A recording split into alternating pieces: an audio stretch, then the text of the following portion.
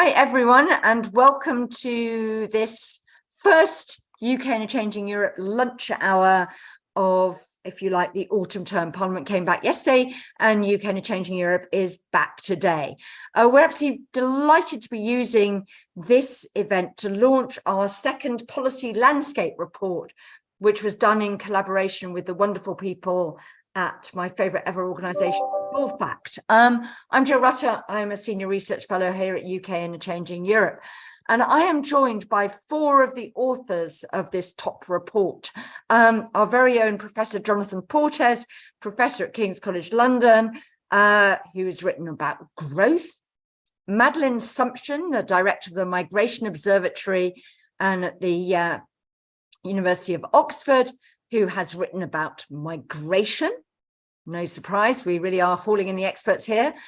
Malcolm Chalmers, Deputy Director General of the Royal United Services Institute, who directs its growing portfolio of research into contemporary defence and security issues.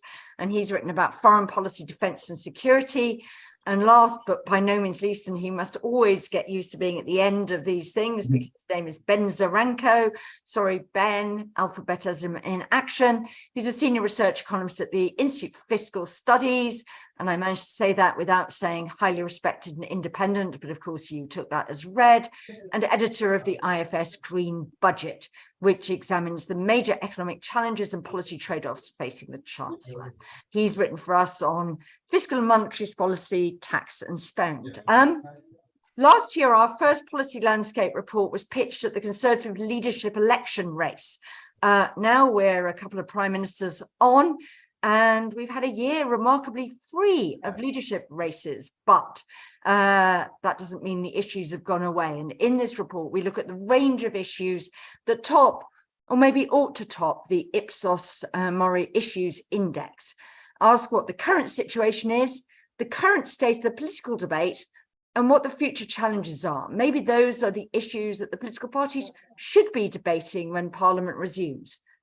As ever, we're going to start off with some questions to our panel, but please post your very own questions in Slido. And I'm delighted to see that a lot of people are already doing that.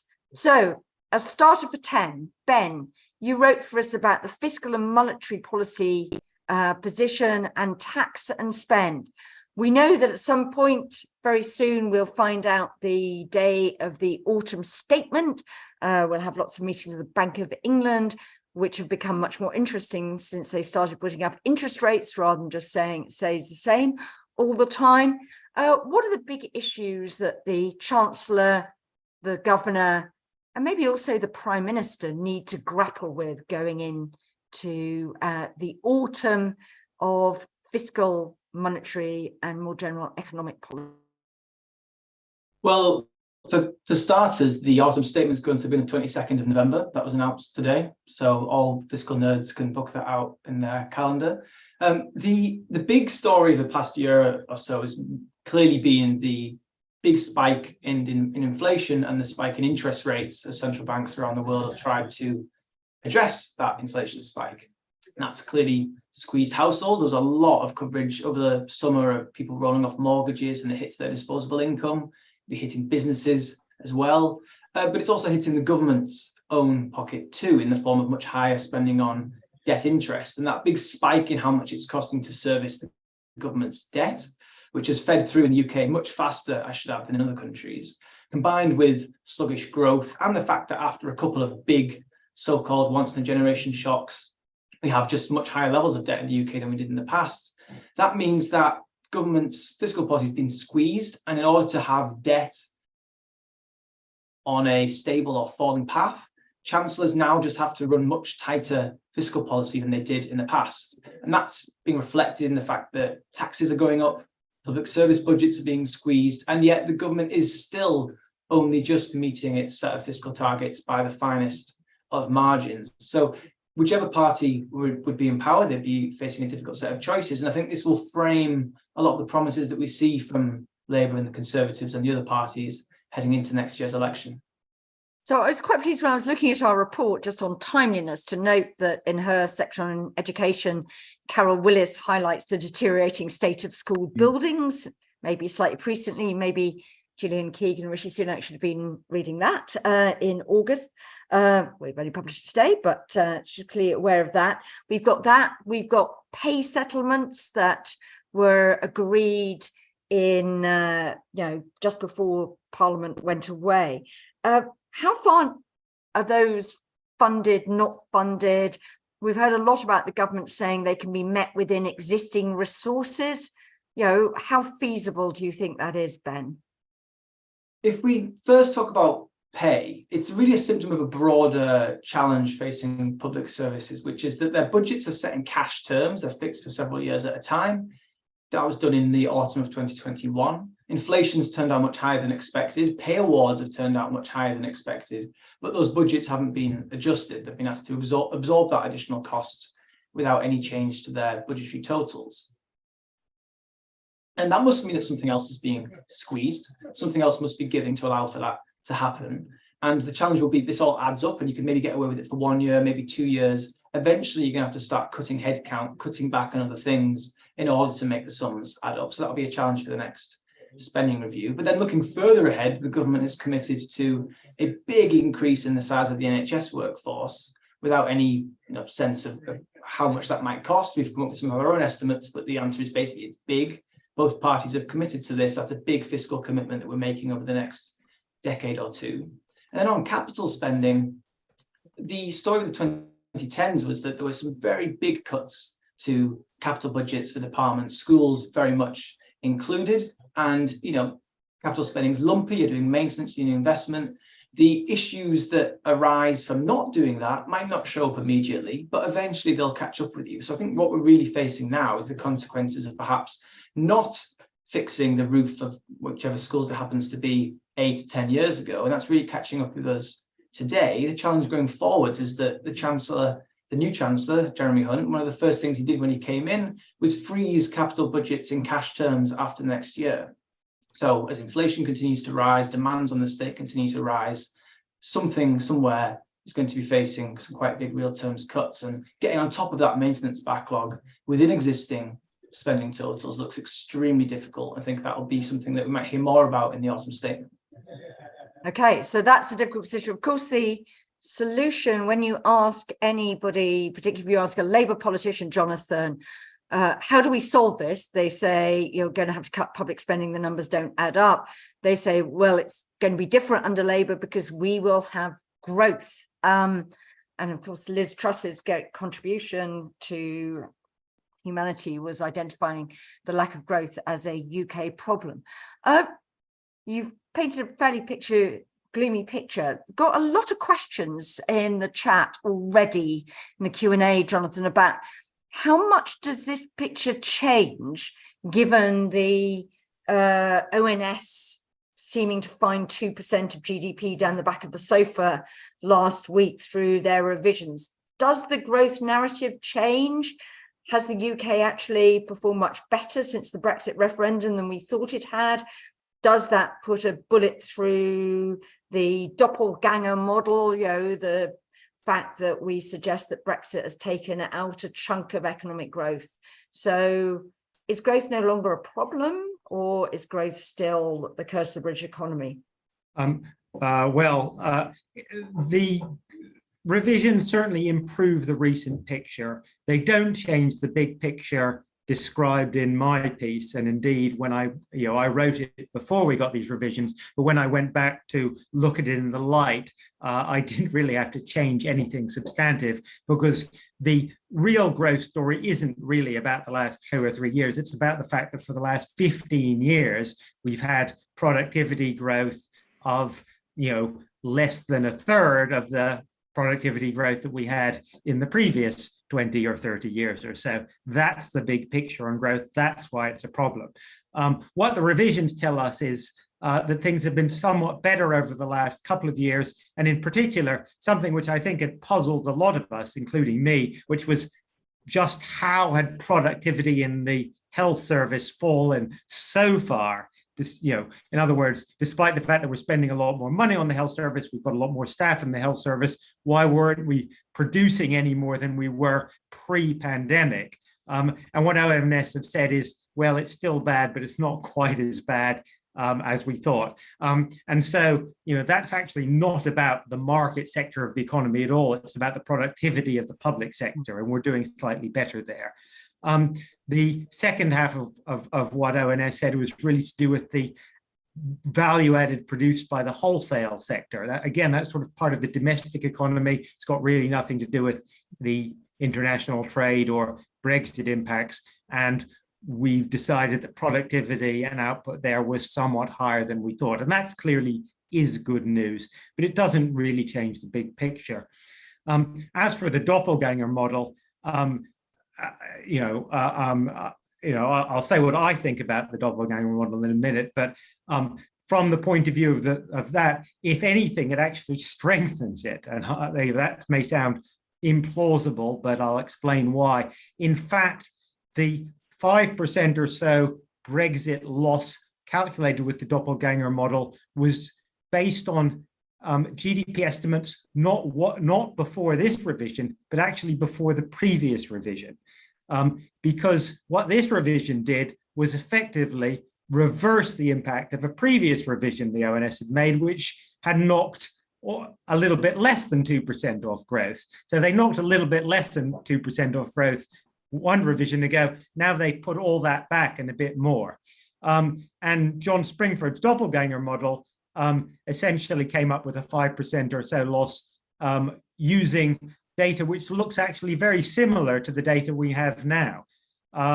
And the reason John Springford didn't revise his model was because he didn't believe the previous downward revision. And in fact, he's turned out to be vindicated by this recent data. And so what you see is that Springford's doppelganger model still, after these revisions, says that the loss has been about 5%. And of course, Graham Gudgeon, the pro-Brexit economist, who calculated his own model using a different approach, also, again, on this data, will come up with a negative impact of about 5%. Now, as I've said, I actually think those negative impacts are probably somewhat overstated, and a more plausible figure is still in the region of 2 to 3%. And I explained why in an earlier piece I did for UK and Europe. But the basic point that any quantitative, objective model-based analysis of the impact of Brexit will give you a pretty substantial negative impact. And that is also what more qualitative sort of quote common sense unquote assessments like my own will also tell you. That hasn't really been altered by these revisions, and if anything, it's actually been somewhat reinforced because it makes the numbers that we get look somewhat more plausible. Okay, so we still have a bit of a growth problem. It's just, yeah, we've been through a couple of revisions.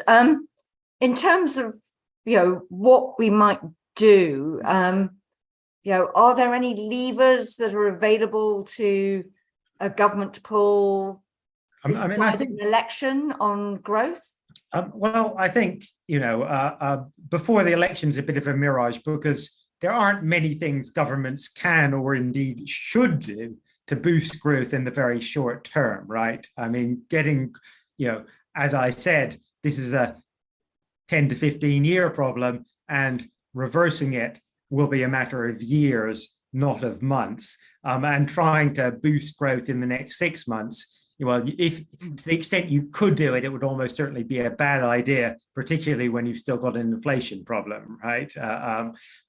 But there are things that can be done in the sort of reasonably near future. But what my piece argues is there's actually a degree of consensus in not all, but at least a large part of the political spectrum of what those things are. They are, for example, reforming how planning and land use policy so as to be able to build a lot more houses a lot more quickly, and to build infrastructure projects more easily and more quickly. They are improving skills training and technical education, particularly for the half of the population that don't go to university. There's a degree of consensus about these things. What has been lacking for a long time, for decades, arguably, in some of these, but particularly recently, is both political will and frankly, to some extent, just basic government competence and focus.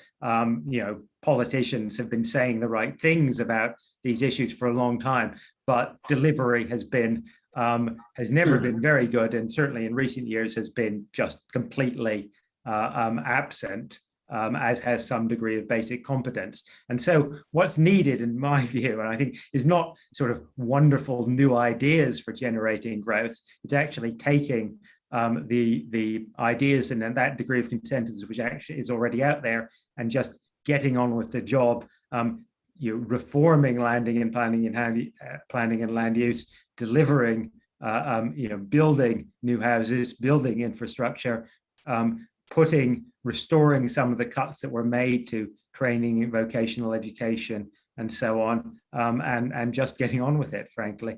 Okay, well, I've got a lot of questions coming in about how do we pay for all of that, but we'll come on to those later, because I want to come to Malcolm. Malcolm, I mean, one of the changes we've already seen is a change in Defence Secretary last week, the slightly surprise appointment of Grant Shapps to replace one of the longer serving members of the cabinet, Ben Wallace. Foreign policy sort of seems to be more difficult, more contentious, I think, and also imposing more immediate burdens on domestic politics than it has been for some time. I mean, how do you see that developing over the coming year? Is there any prospect? I've got a question about whether, how the Ukrainian counteroffensive is going. Is there any prospects of any change in Ukraine? Seen a bit of rapprochement with China. Is that going to continue? Where do you think things stand? Well, thanks for having me on, Jill. One of the remarkable things from my perspective about that Ipsos polling is how low defence and foreign affairs is in the public perception. Only 1% of the public put defence and foreign affairs as one of their top three issues. It's the 15th rated issue in that poll.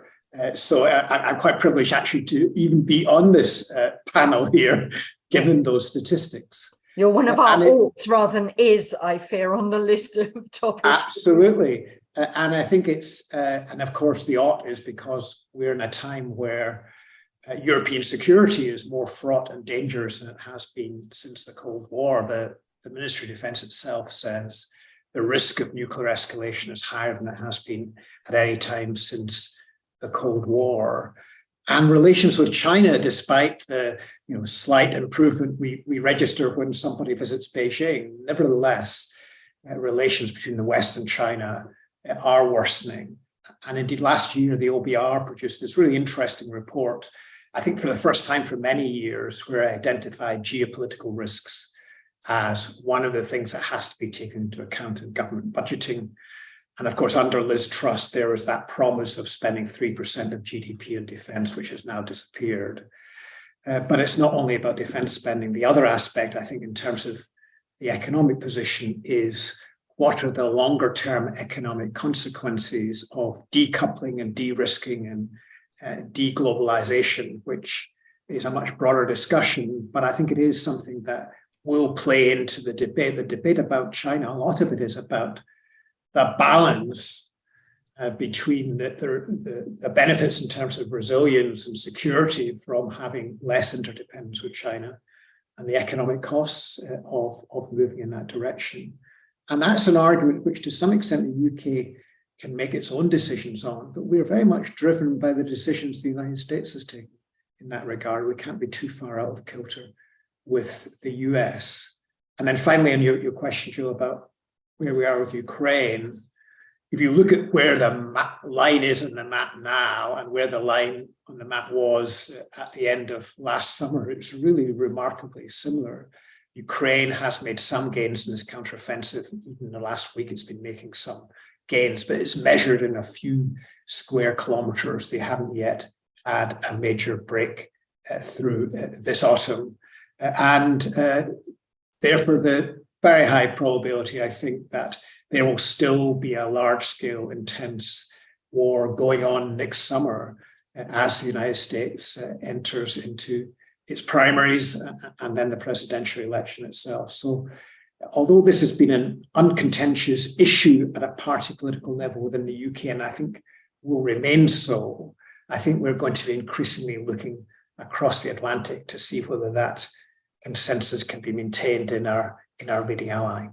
So that does go to a question, thanks, from an anonymous, about whether there is a risk, given the slow progress, you might say, in the Ukrainian counteroffensive, whether there is a risk that the West or the US reduces its support, not least as all these other fiscal pressures pile in. I don't know how much we would reckon our support for Ukraine has cost us so far, but do you see any risks there? And would Europe maintain its support if the US, under a Republican president, perhaps decided to dial it back? Or would Europe have to step up? I think the budgetary cost is relatively modest if you're talking about the cost of military assistance to Ukraine from the UK. It's just over 2 billion a year compared to the total defense budget of 50 billion. And some of that 2 billion is actually gifts in kind. So there's actually no cash involved. So that's entirely sustainable. There's more of a question, I think, for the US, where clearly the mood in the Republican Party, and most of all, of course, from Donald Trump, is moving away from engagement here. And in a worst case scenario, from a Ukrainian point of view, a repetition of the Afghan experience, which if the Afghan withdrawal was damaging to the alliance, this would be very much more so. It would be hard, I think, for Europeans to sustain an adequate level of support for Ukraine without United States. And it's actually not even mainly a question of money. It's a matter of what weapons we have available, what ammunition we have available. Only the United States can provide an adequate volume of that. So in that scenario, under a Trump administration beginning of 2025, I think there would be a real problem. So that adds quite a degree of urgency to the situation. But the last point to make is that Russia doesn't have unlimited military resources either. The fact that we're now talking about a Putin Kim summit, the fact that Russia is having to go to North Korea for weapon supplies, which are often half a century old, suggests that Russia's scraping the barrel a bit too. But this feels like a long war of attrition. We're still going to be fighting this, I'm afraid, in a year's time or even 2 years' time.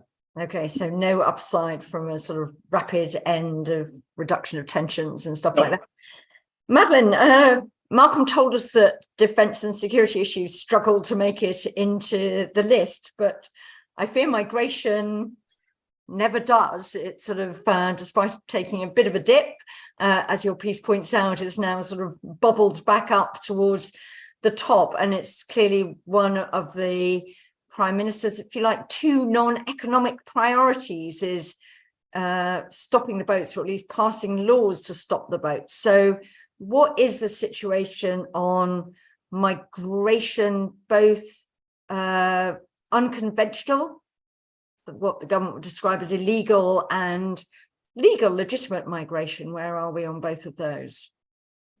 Yes, good question. So starting, I think, with the asylum system, most people coming across to the UK in small boats are claiming asylum. So we've got some really big issues that need to be resolved here. The first one is the asylum backlog.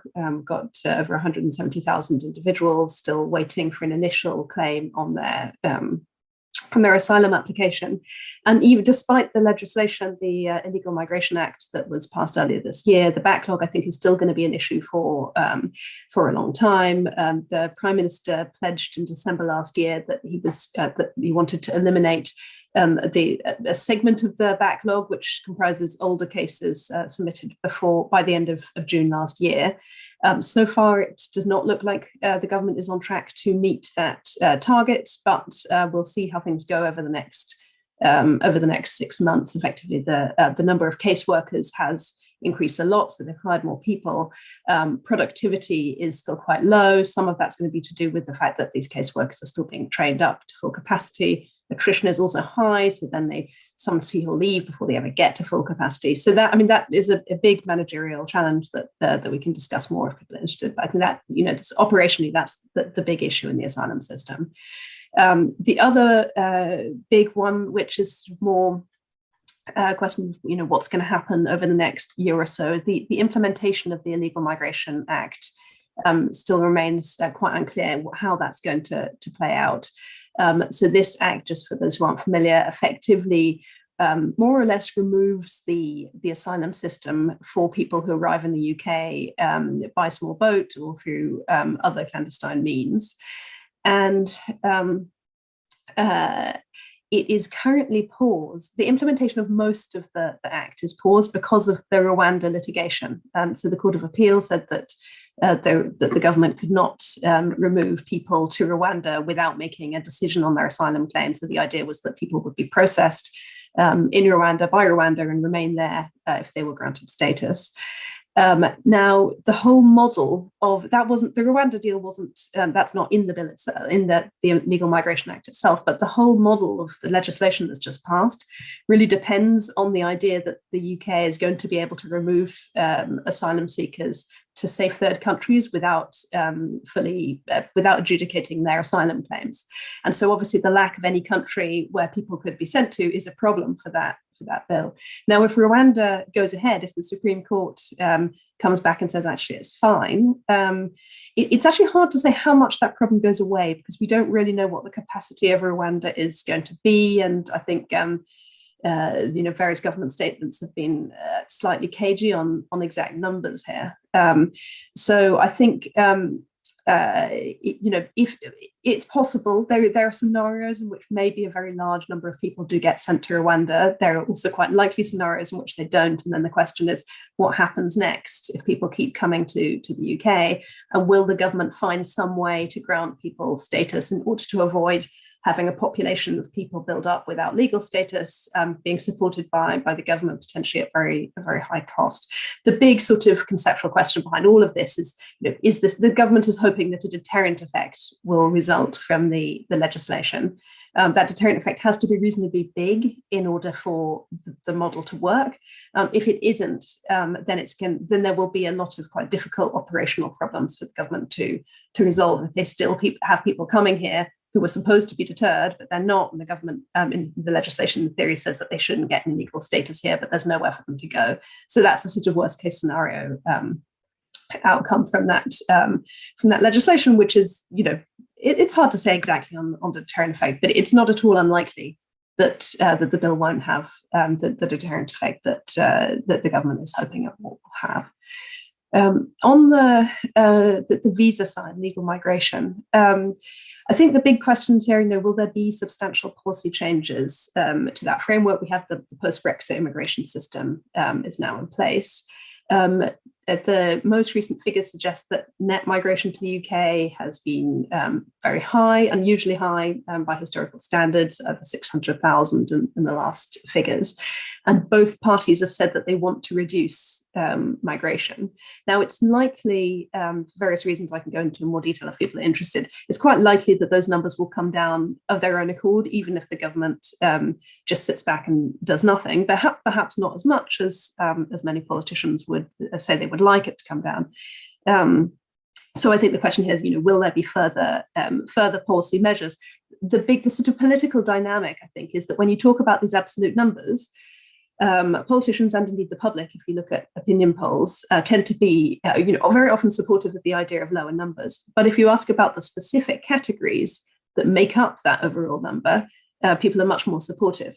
And so in theory, the idea of lower migration is politically popular, but the actual decisions that are needed to get you there would involve potentially cutting migration routes that people support. And so that, I think, is a sort of background dynamic, which actually means the political incentive is towards rhetoric and no action on the issue of overall numbers. There is one specific category that is worth a mention, I think, which is care. And this is an area which is now making a quite substantial contribution to the numbers. We had almost 80,000 people getting entry visas over the last year. There is a growing body of evidence that there are quite significant problems with exploitation of people on the care visa. They're coming into a sector with significant shortages and which is already a high risk industry for exploitation. And none of the options on the table look massively attractive to the government. Effectively, they could cancel the care visa, which would be hugely controversial. They can try and monitor it more effectively, which is difficult and resource intensive, or they can fund the care system properly, which is one of the underlying problems that's caused this whole mess in the first place. Which, of course, is something that politically has been, there have been debates about how to fund care for a long time, and they have not been resolved. But I think that will become unavoidable. The question of what happens to the care visa, I think, is something that politicians won't be able to ignore over the next couple of years. So, Madeleine, I noted that point about exploitation in your piece, which I hadn't actually picked up before. So, what is that? I mean, it begins to sound as though people are being sort of trafficked into work in the care system. Are they being paid sub-minimum wage?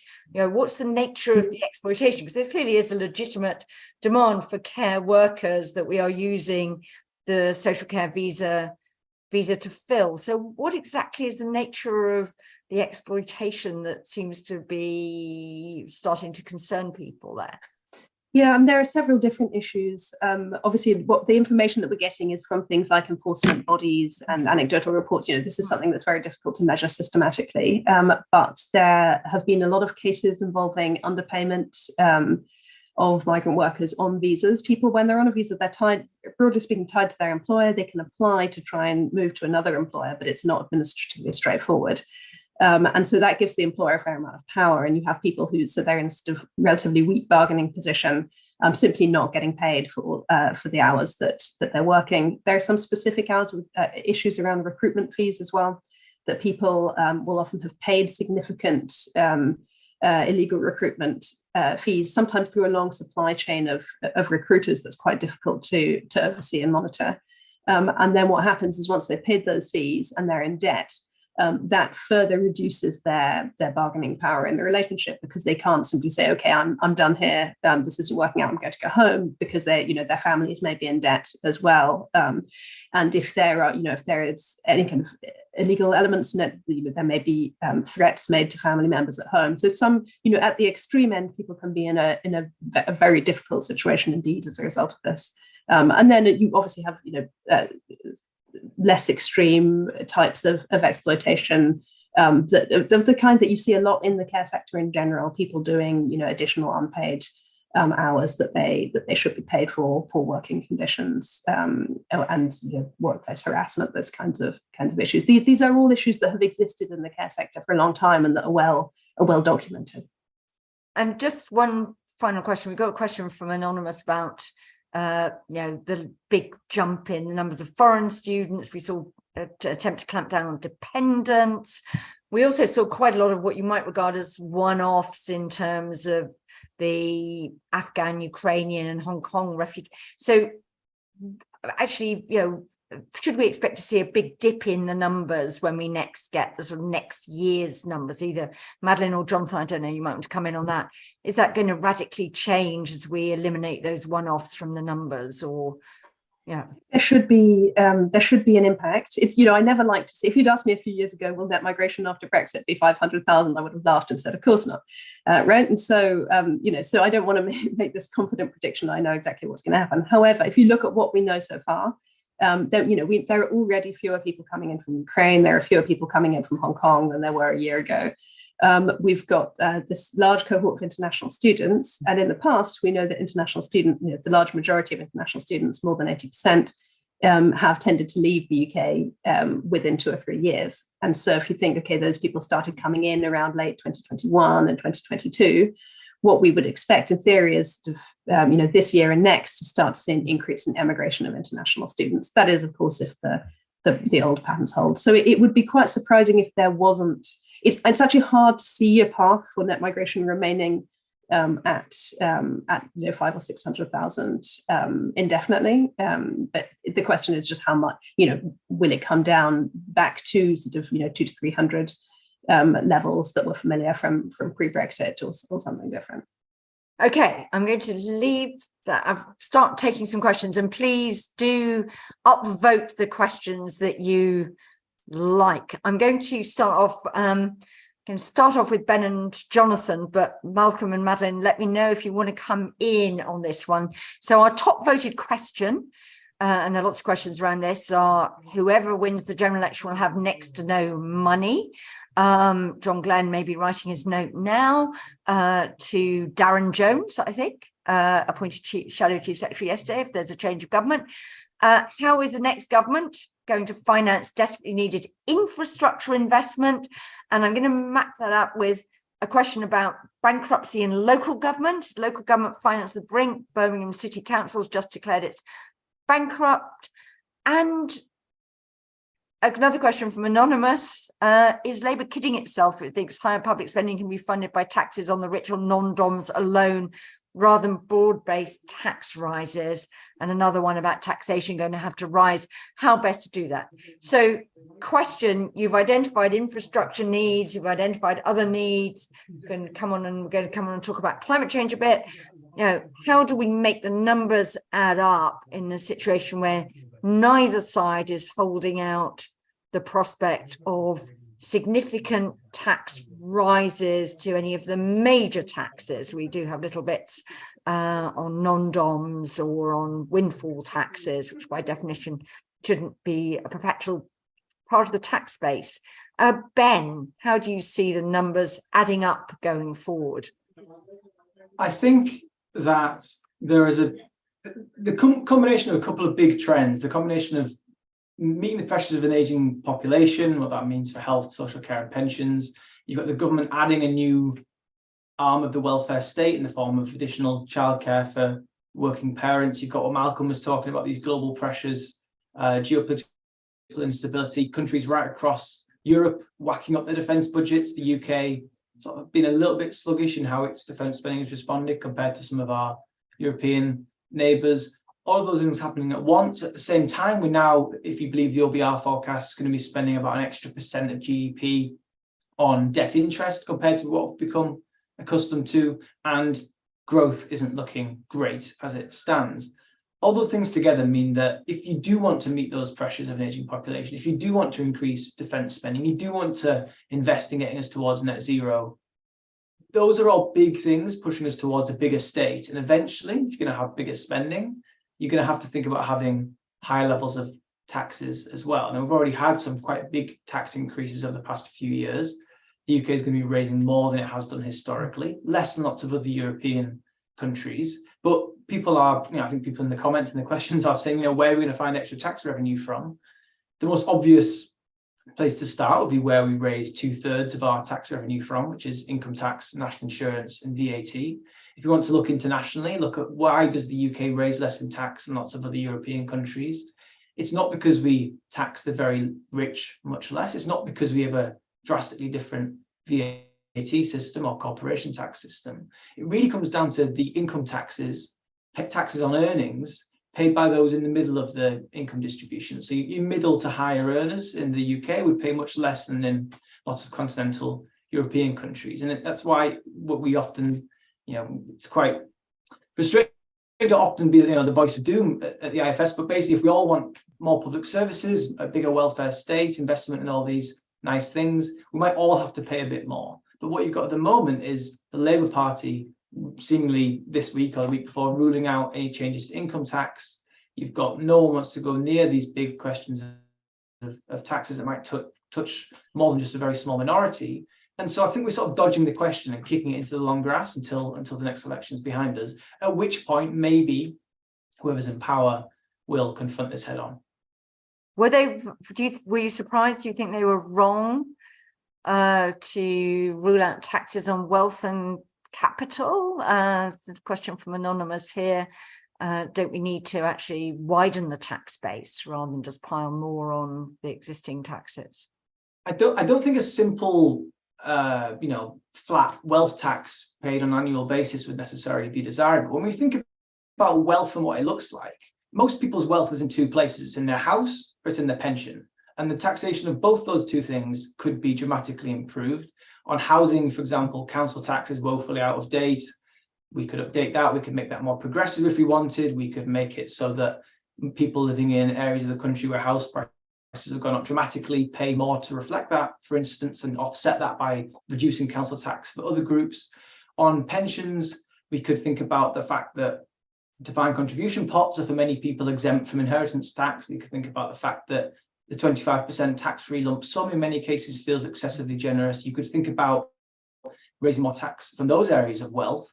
You could absolutely raise more money from the wealthy if you wanted, but the sums involved in these sorts of things are just not on the same scale as the pressures of an aging population. So to take just one very particular example, the NHS workforce plan, we think implies about 2% of GDP more, about 55 billion in today's terms, spending on the NHS in 15 years than today. Now, 55 billion is a lot. You're not going to raise 55 billion by tweaking a couple of inheritance taxes or tweaking council tax. That's a big sum. It's going to require some broad-based tax rises, most likely, if you want to raise those sorts of sums, rather than cutting other things to pay for it. So there are no simple options here that don't involve hurting a lot of people in terms of the taxes they pay.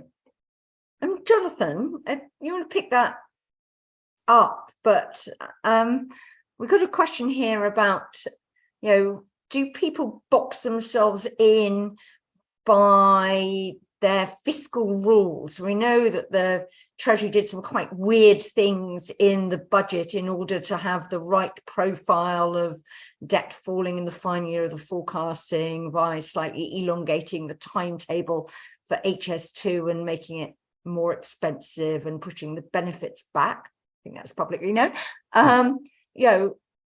Do we have a sensible set of fiscal rules? What should be the role of fiscal rules? And do they limit some of the options? Do some of the things that you've identified as being quite good pro-growth moves? Well, I mean, in practice, not really, because I think we've had about 10 fiscal rules. Ben may know what the exact number is since we started having them. In practice, it's not the fiscal rules that are the constraint. It's much more the sort of longer term issues that Ben described, which is ultimately whether or not you have a fiscal rule, you do have to have a fiscally sustainable path.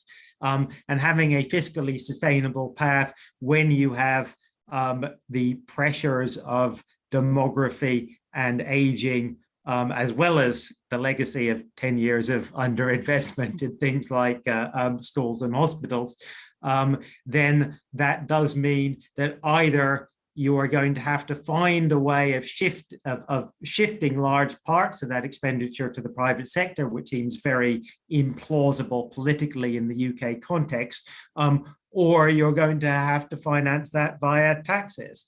And I think, to my mind, and Ben has written about this, the most revealing example of this was the NHS workforce, and frankly, of the stupidity and sterility of some of the debate about this was the NHS workforce plan. So the NHS workforce plan came out and the government made a big deal of it, and the Labour Party said it's wonderful and it was our idea in the first place. And then there was a silly little row about whether the training part of the NHS workforce plan, which is a few billion quid, spare pocket money, frankly, was funded or not. But the real issue about the NHS workforce plan, which I pointed out at the time, the IFS has done a proper analysis of, is that it commits to expanding the NHS workforce by about 900,000 people over the next 15 years.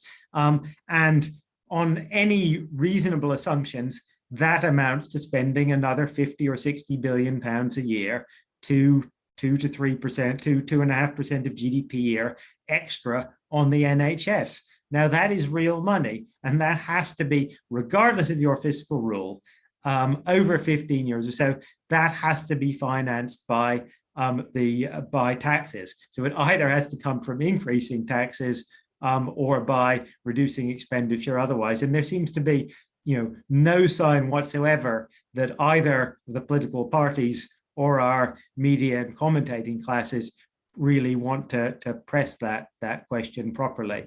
Now, how you address that, I don't know, but I mean, I agree with Ben that, you know, you can't address it by simply saying, oh, well, let's just have a wealth tax and make sure that the very rich pay it.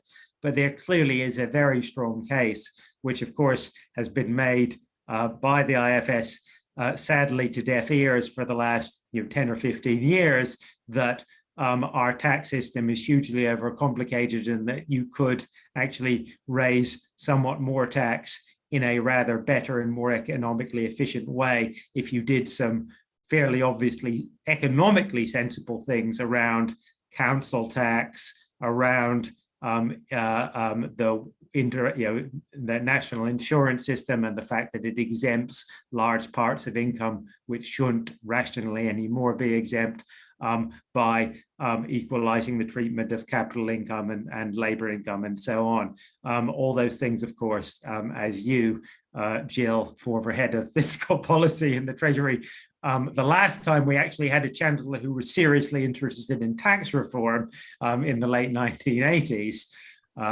will know those things are very difficult, even if you have a genuinely reforming chancellor. Okay, well, we'll have, we'll wait to see whether the quality of the political debate on tax improves. I think we're entering a very high risk period for a really bad discussion about tax. But anyway, let's move on. We've got a nexus of questions. And I know none of you wrote the climate change piece, but you'll all have views on this. Chief says, warning you. Peter Hurst has asked, what's the best way of factoring climate change into all our policy decisions? Vasco Barsak has asked whether Rishi Sunak or Keir Starmer are backtracking on net zero. Malcolm, the UK used to lay claim to great international leadership on climate change. One of the big foreign policy achievements, Boris Johnson as Prime Minister was hosting COP26 in Glasgow. Rishi Sunak wasn't even sure whether to go to COP27 last year in Sharm el Sheikh. How big is climate change factoring into UK foreign policy, the need to maintain open relations with China and things like that? Is it a big threat? And we've had that would appear to be a bit of reneging on our climate finance commitments, which was quite a big theme of the Glasgow COP. So where do you think the UK stands at the moment on internationally in the climate change rankings, having been perceived, I think, rightly as a bit of a leader for quite some time? Yes, it's a good question. I think in terms of the macro politics of the relationship with China, it's a very important tool, especially a rhetorical tool, used for those who think that we need to maintain a decent relationship with China because we need to work together to support this international public good, even if for security reasons we're drifting further and further apart. So I think it plays a very important role there. I think you're right. External financing on climate is under pressure because the audit budget is under pressure. It's been raided to pay for refugee housing to a very substantial extent, and if Madeleine is right, then that raiding is going to continue because more and more people are not going to be given legal status. But I think that there is certainly a greater awareness internationally in terms of the international budget of some of the trade-offs, that to the extent that climate finance, there's a trade-off against development projects, which perhaps are more important for recipient countries. That's an issue. And clearly there's an issue. You can see it with the way in which Labour has backed away a little bit from Ed Miliband's promises on domestic spending. There's a bit of a backing off there as well, because right now still it's the Labour Party's just about its only commitment for spending more money is on financing green projects at home. And again, I would ask whether that's sustainable if it's at the cost of funding the extra pressures then on the NHS or a whole range of other areas, including defence. So it's fine to have these commitments in general. Where it really becomes difficult is where you have difficult fiscal trade-offs and also difficult trade-offs for individual families under pressure. That's a bit of a vote for a bit of backing off there from Malcolm. Jonathan, if you listen to Ed Miliband, he would say that investing in green industries, net zero, matching, or at least having a UK variant of the US's Inflation Reduction Act was one of the things that's going to get the economy moving, and we risk under the Conservatives missing out on the opportunity of being a leader in green industries. Where do you think the UK stands on this? Is this a big area of difference between the two parties, the stance on how to respond to the EU's Green Deal and the US's Inflation Reduction Act? Well, I think it's an area of difference between the sort of Ed Miller,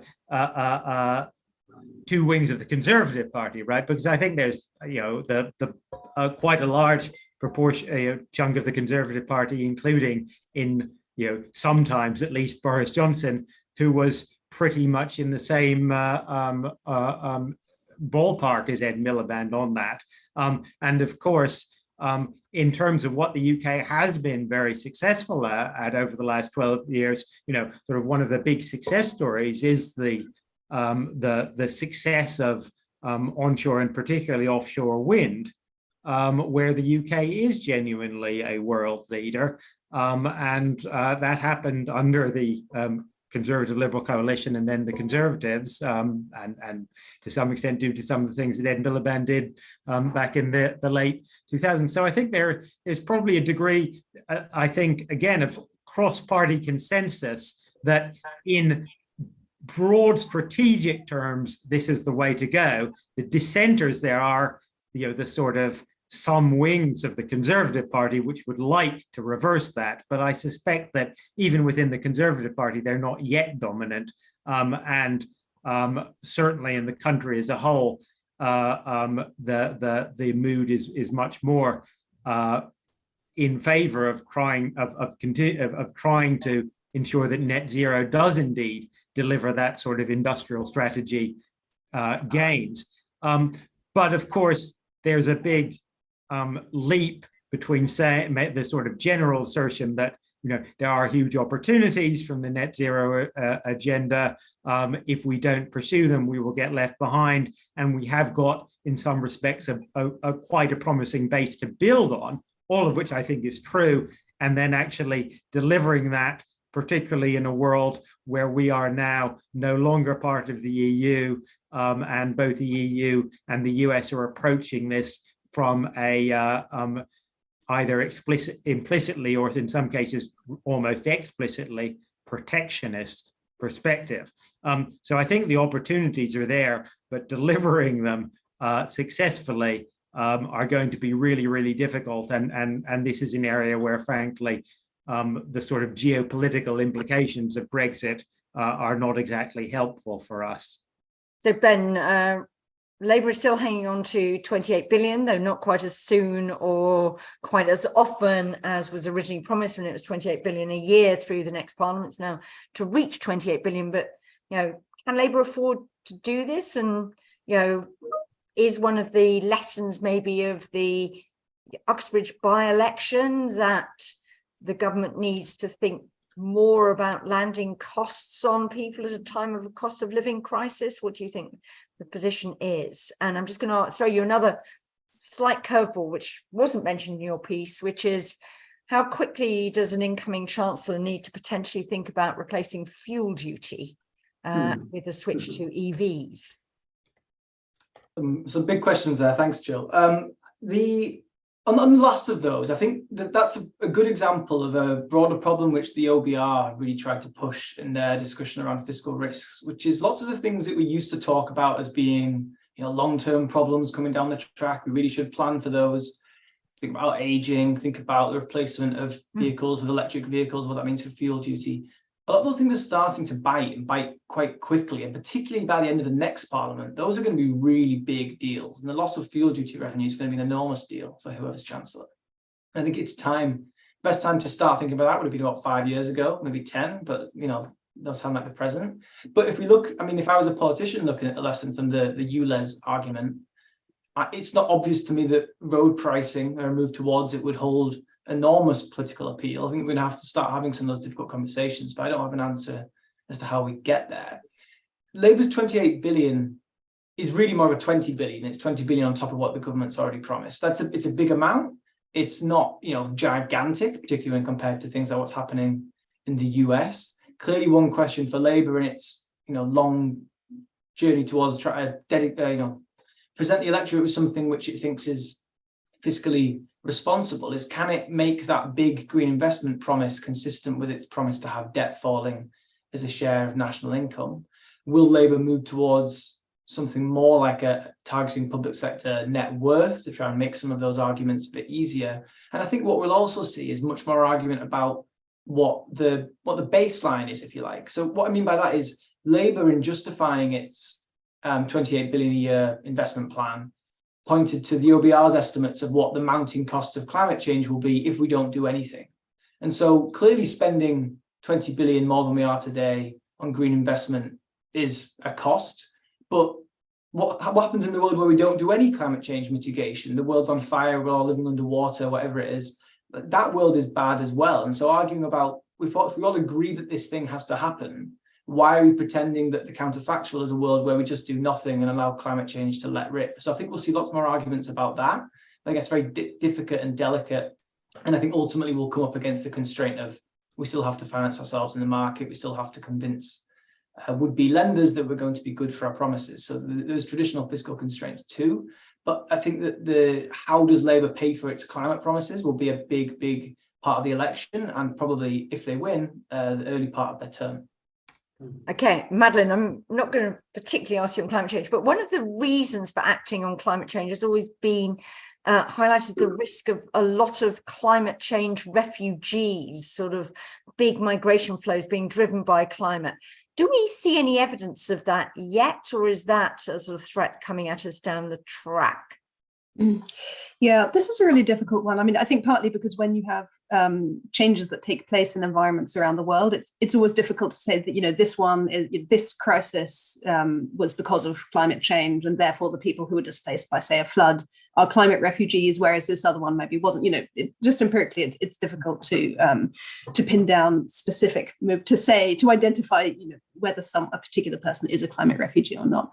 I think there is evidence that the sort of disruptions caused by climate change make certain places difficult to live in, and that sometimes there are adaptations that that people can manage.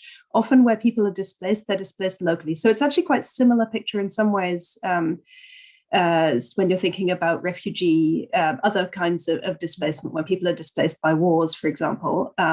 They don't necessarily hop straight on a plane to Europe. Typically, the by far the largest numbers of people are hosted in the regions where they were displaced. And then you will have some percentage of people who, particularly if people are displaced for long periods and are unable to return to their homes, then if they're in a place where where day-to-day survival is not easy, then people will often move on. So I think in many respects that the challenges for a country like the UK that is sort of not on the front line, as it were, that's geographically quite isolated from many of the places people will be displaced from, will be conceptually somewhat similar to what we see currently with the asylum system. So it creates debates about what kind of routes are available for people to move legally, what kind of enforcement is feasible to prevent irregular migration, and so on. I wouldn't say that there's sort of conceptually new and totally different thing that the government is going to have to deal with as a result of climate compared to other kinds of displacement.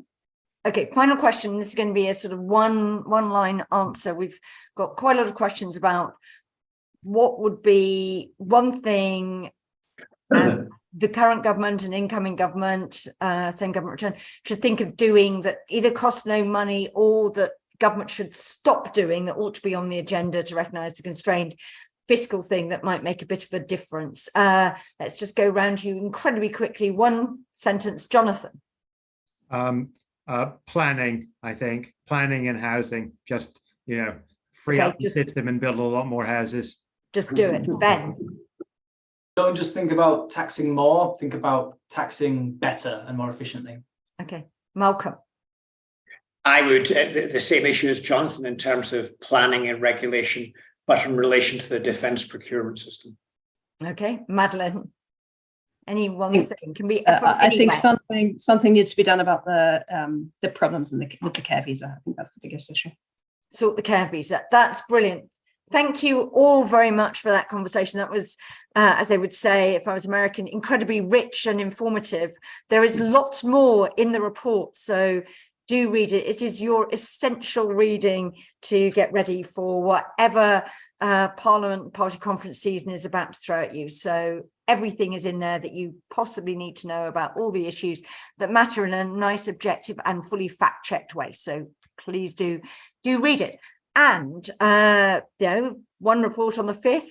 Next week, we have a new report coming out about the UK replacement for the European Investment Bank, what's going on there about development banks in the UK. So watch that out, a rather understudied area coming from Stephen Hunsaker and Peter Jurkovic. The week later, because we are the gift that keeps on giving, we have a report looking forward to the review of the Trade and Cooperation Agreement due for 2025 by Joel Roland and Janneke Vachiovac. And the next day, you can still sign up, but online only, because you've missed the in-person to see Michael Heseltine Unlocked. That is the real Hezza, not the Brexity alternative. So do sign up to all those events. And if you don't get our newsletter already, that will give you early warning. So then next time you might just be in the same room as Michael Heseltine. So thanks very much to our panelists. Thanks very much to everybody who's asked all those questions. Many apologies to people whose questions I didn't get to, but some of you were posting a lot of questions. And see you at a next lunch hour. It's going to be a lunch hour on that TCA report on the 19th, same slot, 1 to 2, with a stellar lineup of people. So do that. And if he's watching in California, happy wedding day to Anand Menon. Anyway, thank you very much.